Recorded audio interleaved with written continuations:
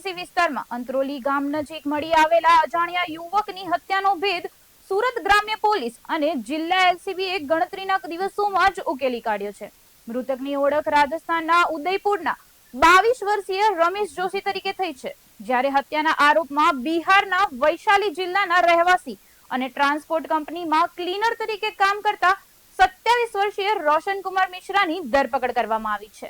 પોલીસે CCTV footage, technical surveillance અને human ઇન્ટેલિજન્સના આધારે આરોપી સુધી પહોંચી ગુનાનો ભેદ ઉકેલ્યો હતો। પ્રાથમિક તપાસમાં સામે આવ્યું છે કે 27 જૂને રસ્તા પર થયેલી બોલાચાલી અને ઝઘડો ઉગ્ર બનતા આરોપીએ ગુસ્સામાં આવી પથ્થર વડે રમેશના માથામાં હુમલો કર્યો હતો, જેના કારણે તેનું ઘટના સ્થળે જ મોત થયું હતું। પોલીસે આરોપીની ધરપકડ કરીને વધુ તપાસ અને કાયદેસરની કાર્યવાહી હાથ ધરી। ગઈ તારીખ 29/6/2026 રોજ સાંજના 5 વાગ્યાના સુમારે અંત્રોલી ગામની સીમમાંથી એક અજાણ્યા ઈસમની ડેડ બોડી મળી આવેલ, જે ડેડ બોડીનું પીએમ કરાવતા જાણવા મળેલ કે સદર ઈસમના માથાના ભાગે તીક્ષ્ણ વસ્તુઓ મારવાથી મોત નિપજેલ છે, જે અનુસંધાને કડોદરા જીઆઈડીસી ખાતે અજાણ્યા ઈસમ વિરુદ્ધ હત્યાનો ગુનો દાખલ કરવામાં આવેલ।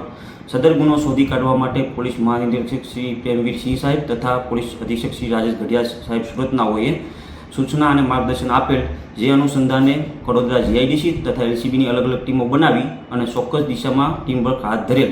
દરમિયાન શંકાસ્પદ ઈસમ રોશન કુમાર અનિલકુમાર મિશ્રાનાઓ રહે બિહારનાઓ મળી આવતા તેઓની યુક્તિથી પૂછપરછ કરતા પોતે શ્રી શ્યામ એક્સપ્રેસ નામના ટ્રાન્સપોર્ટમાં ક્લીનર તરીકે કામ કરતા હોય અને કન્ટેનરમાં માલ ભરાયેલ ન હોય, જેથી ફરવા માટે બહાર નીકળેલ। તે દરમિયાન આ કામના મરણ જનાર રસ્તામાં ગાળો બોલતા હોય, જે બાબતે બંને વચ્ચે ઝઘડો થતા આ કામના આરોપીએ મરણ જનારના માથામાં પથ્થરો મારતા તેમનું મોત નીપજેલ।